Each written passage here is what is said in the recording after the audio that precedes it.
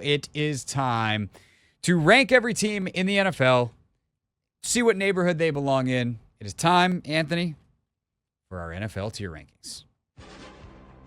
Yes. Yes, indeed. And the key question for this week is, do the Washington Commanders belong in the prime contender category? I think first, quickly, let's take care of everybody else in prime contenders. That way we understand what neighborhood the Commanders would need to live in. Because I do think that's an important thing here. The criteria for prime contender is, would we be surprised if the team that we're discussing winds up in the Super Bowl? And in order to do that, they're going to have to go through the other teams in the category. Would we be surprised if they beat two of the following in the playoffs? First, quickly, AFC teams. Chiefs, Ravens, Texans. That's who we had up last week. I think they all proved Texans, beat the pants off the Patriots. Chiefs won, or Chiefs had a bye, whatever they did. They still haven't lost, and the Ravens beat the Commanders. So all the AFC teams, check. Yes, sir. All right. The Detroit Lions.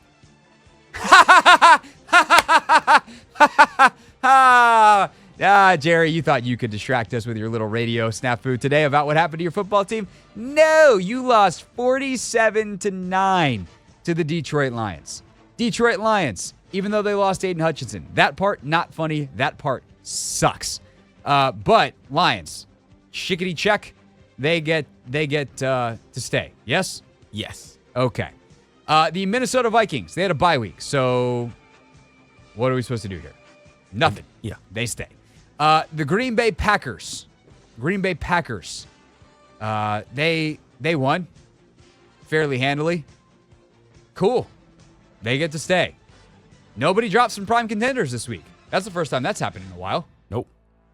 All right. So, with that said, puncher's chance teams with a chance to go up. I don't think the Bills winning by 3 is very convincing over a Jets team that's a nightmare. They stay. Eagles, they're lucky if we don't drop them. The Cowboys, we might come back to them and drop them. We're gonna come back to the Eagles and Cowboys. Buccaneers, they did put up 50. Do they need to go up? No, they just got to get healthy. When they get healthy, and they did get Winfield back. Who else did they get back? They got somebody else back. Yeah, I think the Saints are not very good. The Saints or the Bucs? The Saints. So yeah. Pitting up a 50 burger on them is not impressive. Yeah. They put 50 on an NFL team. But Baker didn't have all that good. He threw 3 picks. He also threw 4 touchdowns. Well, that too. But I think that speaks to, why he maybe should stay, or they should stay here at Puncher's Chance. Fair enough. Atlanta Falcons. They beat the ever-living crap out of the Carolina Panthers. I think that the Falcons are 1 or 2 wins away. Yeah, I think we need to see just a tad bit more. That was the first complete game that they've played defensively, offensively. Kyle Pitts even came alive. I think 1 or 2 give good performances. They might have a case, Craig. The Pittsburgh Steelers. They lost to the Cowboys 2 weeks ago. Beating the Raiders doesn't do it for me. That doesn't atone for that sin. I think they stay here. I agree. And also, they're going to tinker with their quarterback situation, as we'll talk about coming up at 6:30. The Seahawks, they lost. The Niners, do we need to move them back up? We kind of said whoever wins between the Niners and the Seahawks needs to be considered. I'm just still not. They put up 1 billion points. Yeah. The Seahawks are, let's see, hold on. Who do the Niners have this week? We're not supposed to do this. They play the Chiefs. But it's our rules. Okay, well, if they beat the Chiefs. Oh, no brainer. Then but I think they're going to lose. Yeah, I do think they'll probably lose as well. But you got to win those You got to win those big games. But I'll tell you what, I kind of put them in exactly what we're about to do with the Commanders. Okay. You go, especially, is it to Kansas City? No, the game's at San Francisco. Yeah. You compete against the Chiefs without Christian McCaffrey, you're in. So, San Francisco 49ers, asterisk for next week. So, do the Washington Commanders, after going toe-to-toe with Baltimore, ultimately falling short, but being within 1 score most of the game, and when they got down 2 scores, they were able to come back and get within 1 score. Do they belong in prime contenders? That is the question. Do we think that the Washington Commanders would be a surprise team to make the Super Bowl based off how they're playing right now? I think they would be a surprise. But I feel as though the defense has got to figure some things out. I'm not going to say we have no corners, but I don't even think the corner is the biggest problem. I think the pass rusher is a bigger problem than the corner. You think so? Yeah, because they're related, right? Yeah. If the pass rush isn't getting there, then it's going to be the lack of a consistent pass rush and the ability to, in certain situations, just be like, if we dedicate one extra guy to protection, we are going to be able to, and we feel like we know the calls. Like, I think it's something that's important to remember is like coaches get better too. Joe Witt Jr. is a first-time play caller, and I think there's a couple times that showed up this year. That's not me saying like Joe's bad at it. He's had a couple of phenomenal games, a couple of great moments. I think he's really been dialed in at certain times, but like Todd Monken got him a couple times on Sunday.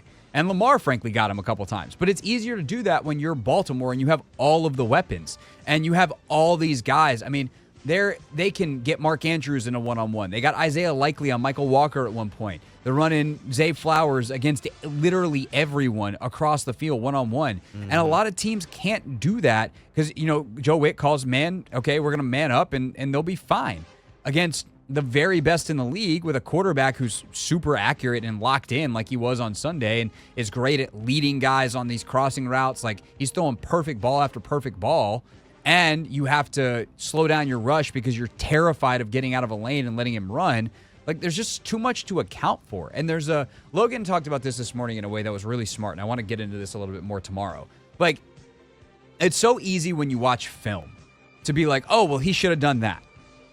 Well, when you're playing, you don't know what the play is going to be. So if you're a safety, let's say, and you have a run-fill responsibility, okay, it's easy to say, well, that safety's got to get in that gap. But he might be also thinking, I got a pass responsibility. And by the way, I have to be a little extra alert, a little bit slow to that first run responsibility, because if Lamar pulls this thing, I got to get and hustle my butt to the backside. And so it's not just like, hey, this run could go either way based off of where the running back starts to go and where the guard pulls or whatever your normal keys are. They could do everything one way that tells you to flow, let's say, to the right, and Lamar pulls it, and him and one lead blocker go to the left, and you got to get back to the other side of the field. And by the way, again, you're still thinking of your pass responsibility. So it's really hard to actually play defense against a Baltimore team and be clean and sound in your assignments because there's so much to think about. And I think the problem that I have for Washington is the ways that you blow that up or you just dominate one-on-one. And both at the corner, at the pass rusher position, they don't have the guys that can blow up those situations. And that makes it really hard for me to say currently that they belong in the same conversation as the Chiefs, the Ravens, the Lions, the Vikings, the Packers, and the Texans. I do not think that if they played this weekend against any of those teams on a neutral field, certainly away, and probably even at home, that I would pick Washington in any of those games. Maybe Minnesota I'd think about, but that's because I think Minnesota plays with a high level of variance and they haven't actually had a varying result yet. They've won every single game. And they're definitely due for a couple between Sam Darnold's up and downness and the just absurdly aggressive defense that Brian Flores plays. Like eventually that thing's going to blow up in his face in a big way in one or two games this year. I still think they're good enough to win way more than they lose. But I honestly don't think, like, if they go up, they have the least expensive, the least nicest house in that neighborhood, and I think that means they probably just shouldn't go up yet. I think the other part of this that makes it hard, the way we ask the question, is a little bit silly. Anytime a rookie quarterback wins in the playoffs, that is totally breaking away from NFL history. I'm not going to put that. I think it's worth pointing out every couple of weeks to say, hey, if the Commanders make a run in the playoffs behind a rookie quarterback, that is incredibly rare. So that does kind of infiltrate do the Commanders, like, would it be surprising if they made the Super Bowl? Yes, because rookie quarterbacks don't win in the playoffs. CJ Stroud last year gets one, but like winning multiple games? No, not a thing that happens. But just based off how they're playing right now, they are right on the verge. But I think the weaknesses were exposed enough that they belong with the nicest house, if you will, in puncher's chance, and still not quite up in prime contenders. Couldn't have said it any better, Craig. Okay, that's good because we're out of time for this segment. But we have to say, Cowboys, Eagles, do you get to stay in the neighborhood, or are we sending you down much closer to Poopsville? our NFL tier rankings, though, here on the Hoffman Show, which you can listen to on 980, 980 AM, 1067 HD2 FM, if you have an HD radio in your car, and, of course, on the free Odyssey app. All right. We have decided the Commanders are staying in puncher's chance, Anthony, a.k.a. we expect them to be in the playoffs, and then we'll see, but not quite in prime contenders where we wouldn't be surprised to see them in the Super Bowl. Bills beat the Jets. Okay, cool. Not a perfect game, but I think they stay in puncher's chance as they try to figure some things out. And, of course, they just made the Amari Cooper trade, which could solve some of their problems offensively. Yeah, I think Amari Cooper does move the needle a little bit for the Just a little bit. Yeah. A lot of it. Yeah, a lot of it. They needed a guy who can win versus man-to-man coverage. And catch the ball. Catching is, they do call it wide receiver, and the receiver parts tends to be pretty important. Yeah. That's the analysis you come for. Okay. The Bucks, they put up 50-11 points. They get to stay. Falcons also put up 50-11 points. Actually, they put up a 40-11 points. They get to stay, even though that was against the Carolina Panthers. And then the San Francisco Niners stay. Seattle Seahawks, what do we do with them? I kind of think that they stay. Here's my reasoning why. Please tell me more. I think their schedule screwed the living daylights out of them. They played 3 games in like 10 calendar days or something like that. It was ridiculous. They had like a Monday nighter into a Sunday, or maybe it was like, I don't know, not many days. They went Monday night into Sunday into Thursday. That's brutal. I want to see how they bounce back now. They'll have some extended time to recover after the Thursday nighter. Do they look more like they did before that 3-game stretch? If they do, I still think they're a plucky team that's got a lot of talent. If they don't, you don't got to tell me twice that we're going to move Geno Smith down. We all know I'm a longtime Geno Smith hater. It's one of the few hater traits, hater players that I have in my life as a sports analyst. But I don't trust Geno long term. But I'm going to defend them for now because I do think that that's a talented team. They need to get Reek Woolen back. Like, they need to get some stuff to happen. But they did show a great competitiveness, a great fight on Thursday night against San Francisco. They just also showed some of the dumb stuff that could undo them. So let's see what happens when they're not exhausted and physically beat down. Okay. Well, they got a tough matchup this Sunday against the Falcons. So we shall see. But I was damn near ready to, I'm move them close. down. I'm close. All They're on the edge. All right. Okay. Now the fun. The Steelers, they get to stay. Okay, Yes. Cool. We did the Steelers. Now the fun part. The Philadelphia Eagles. They beat the Cleveland Browns. Yeah. Do we need to move them down anyway? No. I don't think we should move. Again, Craig, it is tough to win in the NFL. It is. And granted, the game was close, but that's in part to Myles Garrett jumping over an offensive line for a field goal block, blocking the field goal, and then returning it. That is a 2-possession game had that not happened. That is just, you can't practice against that. You can't. So, I don't know. I think they went out there. They found a way to win. Also, the Browns' defense is still it's supposed to be, in our eyes, good. The Browns' defense is good. They got a couple of plays, which they of course, needed to do. Yeah. That Cleveland offense is so horrendous. Like, I don't give points to the Eagles' defense for basically shutting them out because they're that bad. Okay, fine. They can stay. They can stay. Why were you so ready to move? Because I've hated them all year. I've thought the vibes were terrible since the end of last year, and they didn't do enough to fix it. I still think that's true, though, Craig. But guess what? They're still finding ways to win. They are super talented. And, yeah. They have the Giants this weekend. If it's close against the Giants, we're moving them down. That's not fair. We only beat them by 3. Yeah, that was week 2 of a rookie quarterback. I'm just saying, Craig, it's tough to win in this NFL. And the Giants just beat the Seahawks. Fine. You can at least let us move the Cowboys down? Yeah, we can move them down. Yeah, all right. We're going to move them. After what happened to them, complete belt to butt, man. They flat out, here's the thing about them. Gosh. The reason that you love the Commanders as a fan is the reason you hate the Cowboys. This is a team that, by the way, I am so distracted right now. They are doing a Panic or Patience segment on NFL Network's fantasy show. Yeah. And the screen is like doing a whole earthquake bit. Uh-huh. I gotta change the channel. Literally, it's too, my ADD brain, I'm gonna watch the NHL Network. Nice. Why? Because it's the next channel down on whatever, I guess Verizon Fios that we have. But the screen was literally going, woo, like, I don't know, the risk of, it was like, whoa, like every 5 seconds, and it was giving me a headache. Yeah. So, Derek Stepan is currently on NHL Now, and his screen's not moving. Anyway, the point is, the Cowboys are non-competitive in some of these games. Like, their give a bleep level isn't high enough. Their strain, all the stuff that DQ has instilled in that team, bye-bye. Not to mention the talent deficiencies with Tank Lawrence and Micah and some of the other guys they have out. They absolutely got punked. You're punked. You can get punked like that. You got to go down for at least a week. We'll see how they bounce back. But that is, I don't trust Mike McCarthy to inspire inspiration. Jerry's getting in fights on the radio. Like, I'm not a believer in Dallas in any way, even though I think that they obviously have tremendous talent at the quarterback and position, and CeeDee Lamb's a hell of a player. Okay. Interesting, but not quite good enough. Any of these teams need to go up or down. Let's start with the Chicago Bears. 4-2, baby. Suddenly look like they know what they're doing.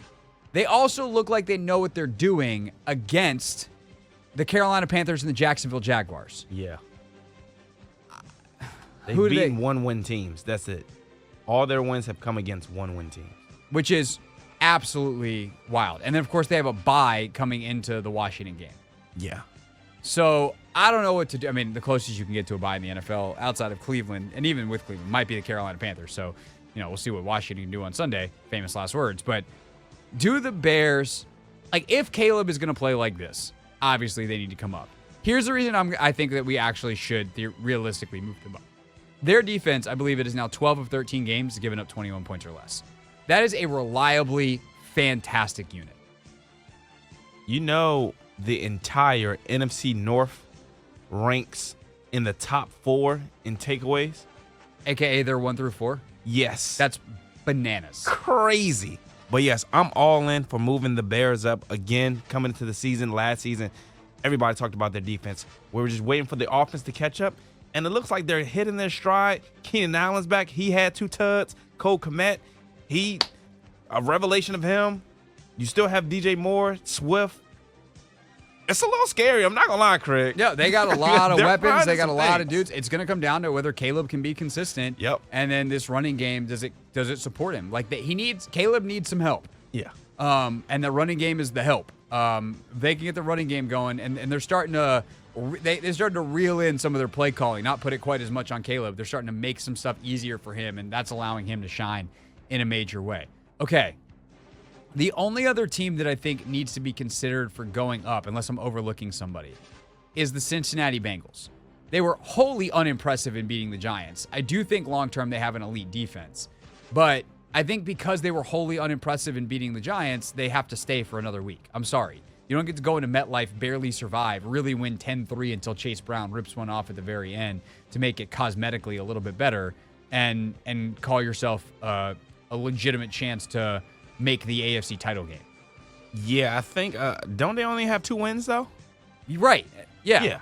Yeah. I think if you make it down, if you move from puncher's chance to interesting but not quite good enough, I think you need at least 2 weeks to show us you deserve. So maybe we put an asterisk by. All right, we're gonna revisit the Bengals next week. Yeah. I guess the other team that would have the next best case is the Chargers. Mm-hmm. Have they started to find enough to make you believe? I'm going to say no, because I do think that their offensive potency isn't enough to move them up. They're starting to find a style of play and own it, and they're worth watching. They're worth an asterisk to me, but I don't think I would move them up. I think they need 2 more weeks. Okay. Does that mean I need a double asterisk? Maybe double asterisk the Bengals and then single asterisk the Chargers. There you gotta get 3 strikes, kind of. Yeah. So okay. That's the Anthony. Or I can just overrule you, but hopefully remember next week what we meant. That's it. Okay, so just to confirm, Broncos stay. Saints. Do the Saints stay up, or do the Saints have to go down? They gave up 51 points. We can't disrespect them that much. Okay, fair enough. We'll give them. Spencer Rattler gets them a couple weeks. The Jets. They stink, but yeah, they stay. I mean, they just got Devontae, so they have to at least be interesting. Yeah. The Rams, they had a bye, I believe. Yep. The Colts, nice win, but no movement there. Nope. Titans, they are 1 week from Poopsville. Yeah, the Will Levis is bad, like real bad. I'm going to put a carrot next to them, which is ironic because that's an arrow pointing up. I'm going to, no, I can't put that next to them. I'm going to put a number sign. And why? Because it's something that I can put next to them that's different than an asterisk. Yeah. They're a week from Poopsville. The New York Giants.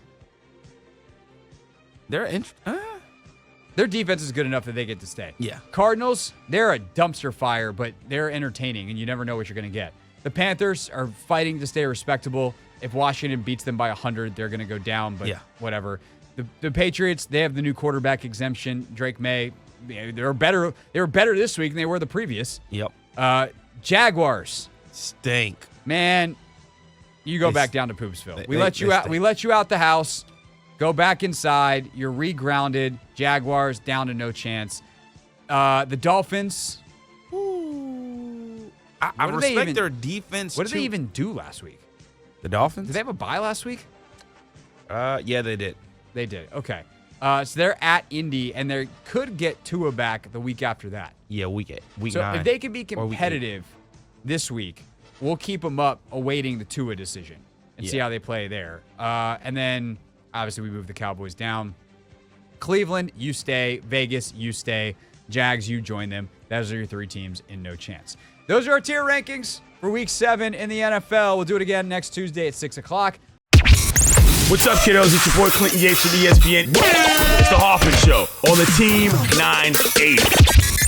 Tell your mama I said what's up.